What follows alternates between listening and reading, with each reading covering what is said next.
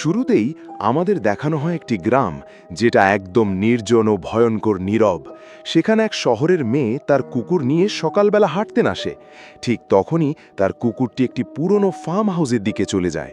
মেয়ে কুকুরটিকে অনুসরণ করে সেখানে ঢুকে পড়ে। ভেতরে গিয়ে সে খুঁজতে থাকে, কিন্তু কুকুরটিকে কোথাও পায় না। হঠাৎ একটি গর্ত থেকে কুকুরের আওয়াজ আসে। মেয়ে যখন গর্তের ভেতর তাকায়, তখনই কেউ তার উপর আক্রমণ করে। তার মুখে অনেকগুলো সুই ঢুকিয়ে দেওয়া হয়, ফলে সে রক্তাক্ত হয়ে যায়। আতঙ্কে সে পালানোর চেষ্টা করে, কিন্তু সেই হামলাকারী তাকে ধরে ফেলে এবং হত্যা করে। এরপর আমাদের দেখানো হয় কিছু শহরের স্টুডেন্টদের, যারা ভ্যাকেশনে সেই গ্রামে আসছে। তাদের মধ্যে হান্টার নামের একটি ছেলে ছিল, যে এই গ্রামেরই বাসিন্দা।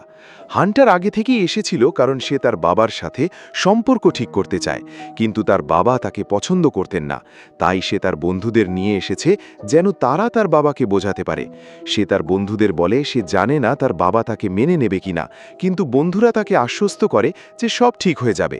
ঠিক তখনই জঙ্গলের দিক থেকে একটি জোরে চিৎকার শোনা যায়। সবাই ভয় পেয়ে যায়, কিন্তু ভাবতে থাকে হয়তো কোনো প্রাণীর আওয়াজ। তারা বিষয়টি এড়িয়ে হান্টারের বাড়ির দিকে যায়। সেখানে হান্টারের বাবা মা তাদের স্বাগত জানায়। হান্টার তার বাবার সাথে দেখা করতে যায়, কিন্তু বাবা খুব একটা খুশি হন না। তবে তার মা তাকে ভালোবাসায় জড়িয়ে ধরে এবং বলে সব ঠিক হয়ে যাবে। হান্টার তার বন্ধুদের পরিচয় করিয়ে দেয়। কয়েকজন কাপল সহ সবাই সেখানে এসেছে ছুটি কাটাতে। রাতে তারা পার্টির পরিকল্পনা করে। গ্রামের কিছু টিনেজারকেও আমন্ত্রণ জানানো হয়। এদিকে হান্টারের ছোট বোনও আছে, যে ঘোড়ার সাথে খেলতে ভালোবাসে। সে প্রাণীদের খুব ভালো বোঝে এবং নিয়ন্ত্রণও করতে পারে। সে তার ভাইকে দেখে খুশি হয়। রাতে পার্টি শুরু হয়, সবাই আনন্দ করছে। এদিকে ছোট মেয়েটি তার বাবাকে ভয় পাইয়ে মজা করে। তাকে বলে যেন সে ঘরের ভেতর মনস্টার আছে কিনা চেক করে। বাবা মজা করে দেখে, কিন্তু কিছুই পায় না। কিন্তু পরে বিছানার নিচ থেকে হঠাৎ কিছু বের হয় এবং আক্রমণ করে। ঠিক তখনই বোঝা যায় আসলেই সেই গ্রামে ভয়ঙ্কর একজন খুনি আছে।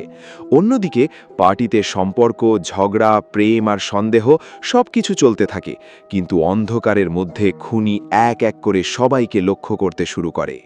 তারপর হঠাৎ কিলারকে দেখে সবাই ভয় পেয়ে যায়। হঠাৎ সে তাদের উপর আক্রমণ করলে সবাই দৌড়ে পালাতে শুরু করে। রকি একটি গাছের আড়ালে লুকিয়ে পড়ে। কিলার তাকে খুঁজছিল। ঠিক তখন রকি কারো পায়ের শব্দ শুনে আক্রমণ করে বসে, কিন্তু পরে বুঝতে পারে সে কিলারকে নয়, ভুল করে নিজের গার্লফ্রেন্ডকেই মেরে ফেলেছে। ঠিক তখনই আসল কিলার সেখানে এসে রকির মাথায় ধারালো অস্ত্র ঢুকিয়ে তাকে হত্যা করে। এদিকে ক্লিয়ার নিজের রুমে ফেরার সময় জেনের ঘরে অনেক রক্ত দেখতে পায়। সে দ্রুত হান্টারকে সব জানায়।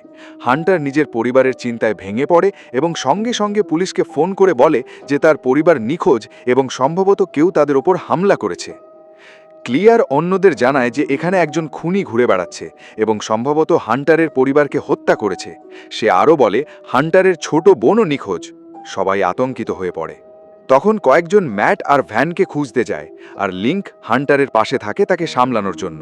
কিন্তু যাওয়ার সময় তারা দেখে কিলার মেয়েদের দিকে এগিয়ে আসছে। হঠাৎ সে আক্রমণ করে বসে। ওয়ার্ডেন মেয়েদের বাঁচাতে সামনে চলে আসে, কিন্তু সে নিজেই মারা যায়। এটা দেখে ক্লিয়ার কান্নায় ভেঙে পড়ে। সবাই সেখান থেকে পালাতে থাকে। ঠিক তখন কিলার ফ্লাওয়ার নামের মেয়েটিকে দেখতে পায়। ফ্লাওয়ার তাকে দেখে ভাবে সে হয়তো কোনো কস্টিউম পরে আছে এবং তার কস্টিউমের প্রশংসা করে। কিলার হালকা হাসে, কিন্তু ফ্লাওয়ার তাকে গালি দিলে সে ভয়ঙ্কর রেগে যায় এবং তাকে তাড়া করে হত্যা করে। এরপর দুজন পুলিশ সেখানে আসে ঘটনা তদন্ত করতে। কিলার ফ্লাওয়ারের লাশ একটি কেবিনে নিয়ে গিয়ে অন্য লাশগুলোর পাশে রাখে। সে লাশগুলোর সাথে অদ্ভুত আচরণ করতে থাকে। পরে দেখা যায় সে হান্টারের বাবাকে টেবিলের ওপর বেঁধে রেখেছে এবং জেনকে একটি পুরনো সোফার মধ্যে আটকে রেখেছে। জেন কিলারকে অনুরোধ করে তার বাবাকে কিছু না করতে, কারণ সেও কারো সন্তান। কিলার তখন একটু শান্ত হয়।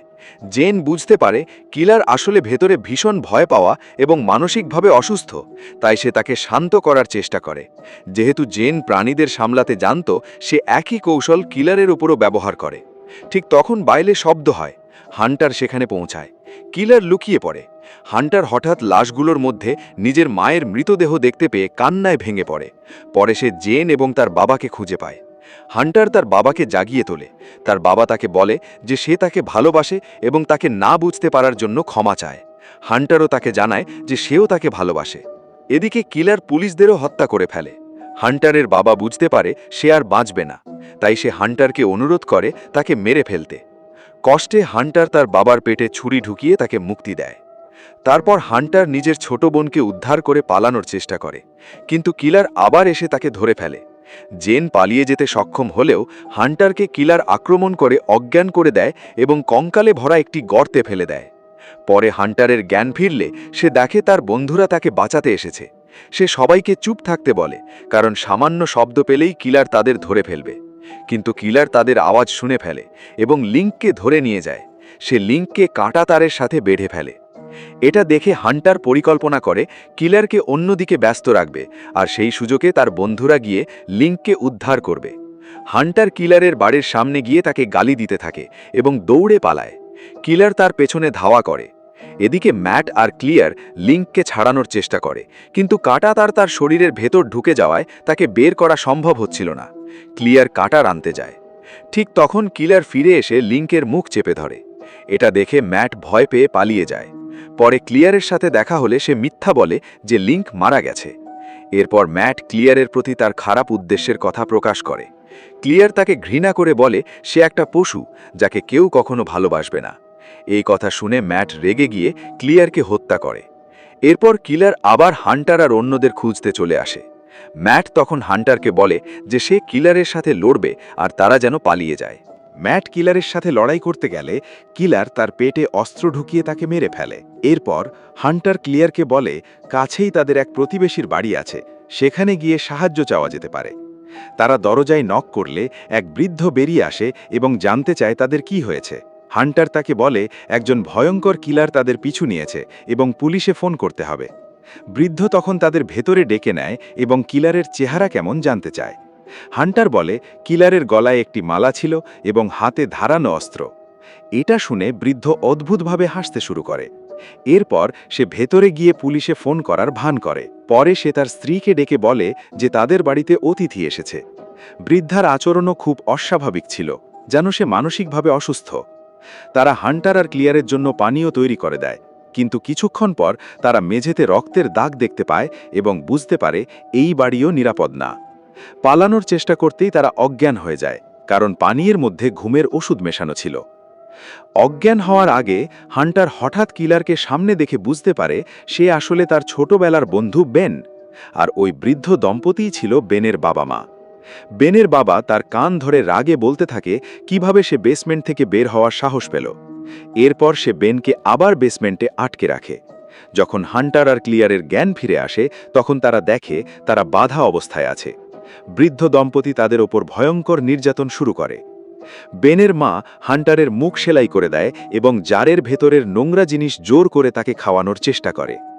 এরপর সে হান্টারকে বিকৃতভাবে ভালোবাসার কথা বলে এবং তার ওপর জোরপূর্বক নির্যাতন চালায়।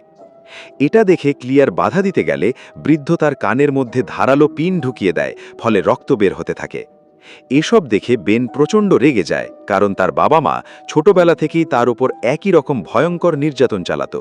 বেনের মা বলতে থাকে মানুষ যেটাকে ভালোবাসা বলে সেটা আসলে প্রতারণা, আসল ভালোবাসা নাকি কষ্টের মধ্যেই থাকে। এখান থেকেই বোঝা যায় বেন ছোটবেলা থেকেই ভয়ঙ্কর নির্যাতনের শিকার হয়েছিল এবং সেই কারণেই মানসিকভাবে বিকৃত হয়ে গেছে।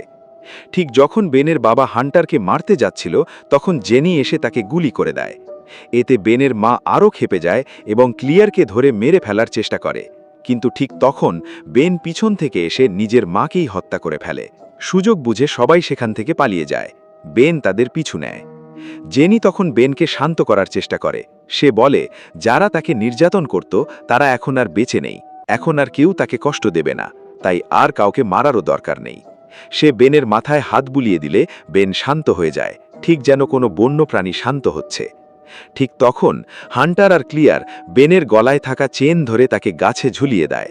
এতে বেন অচেতন হয়ে পড়ে। তিনজন সেখান থেকে পালাতে থাকে। সকাল হয়ে যায়, কিন্তু শেষ মুহূর্তে দেখা যায় বেন এখনও বেঁচে আছে। সে আবার তাদের আক্রমণ করতে যাচ্ছিল, কিন্তু জেনি নিজের হাত দেখাতেই বেন থেমে যায় এবং তার কথা মানতে শুরু করে। এভাবেই সিনেমার সমাপ্তি হয়। শেষে বোঝানো হয় ছোটবেলা থেকে বাবা মায়ের ভয়ঙ্কর নির্যাতনের কারণেই বেন মানসিকভাবে বিকৃত খুনিতে পরিণত হয়েছিল। মানুষকে হত্যা করেই সে শান্তি পেত, কিন্তু জেনি ধীরে ধীরে তাকে নিজের নিয়ন্ত্রণে আনতে সক্ষম হয়।